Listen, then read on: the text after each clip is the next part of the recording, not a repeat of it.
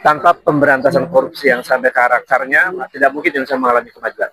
Rakyat publik sudah marah, tidak ada upaya serius untuk membongkar perkara KKN keluarga Joko Widodo dan dugaan tindak pidana pencucian uang.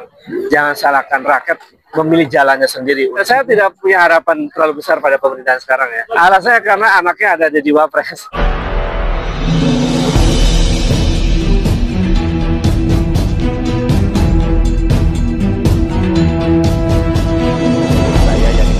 Driver online Depok.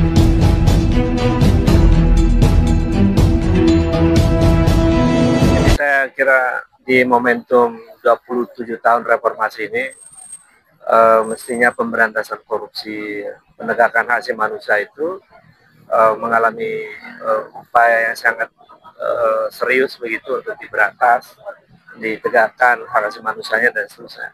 Saya melihat laporan-laporan dari masyarakat, termasuk laporan saya, itu masih mangkrak di KPK, dan saya berharap sebetulnya di momentum reformasi ini ada langkah yang serius untuk melanjutkan, untuk membongkar hal-hal yang terkait dengan praktek korupsi, kolusi, nepotisme pemerintahan sebelumnya, dan termasuk dugaan tindak pidana pencucian uang.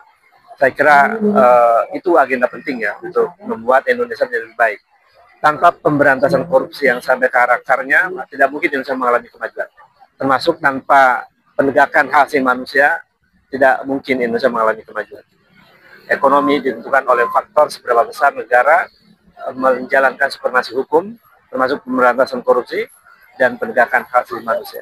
Sebetulnya sih rakyat publik sudah marah, cuman kan rakyat melihat bahwa ada ruang yang memungkinkan proses pengadilan dijalankan.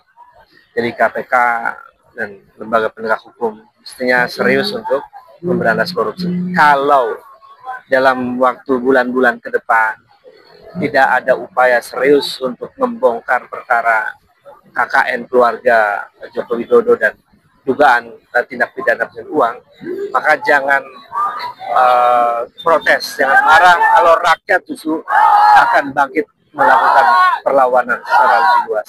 Saya kira itu. Jadi jangan dianggap sepele persoalan ini, sangat serius. Jadi kalau KPK tetap diam, kejaksaan tetap diam, dan semua laporan masyarakat, saya kira jangan salahkan rakyat memilih jalannya sendiri untuk menegakkan hukum. Saya tidak provokasi, tetapi saya ingin mau mengatakan, memberikan peringatan keras terhadap KPK dan penegak hukum lainnya. Ya, pola-pola penguasa yang seperti itu kan harusnya diakhiri ya. Orang-orang kritis, orang-orang yang melaporkan perkara-perkara hukum harusnya dijamin oleh konstitusi untuk tidak diapa-apakan. Jadi menurut saya pola semacam itu harus diakhiri. Saya kira itu. Kira-kira pemerintah sebaiknya bersikap seperti apa? Ya tegas, saya tidak punya harapan terlalu besar pada pemerintahan sekarang ya. Agak berat soalnya. Alasannya satu lagi. Alasannya karena anaknya ada jadi wapres. Oh gitu ya. Itu problem serius.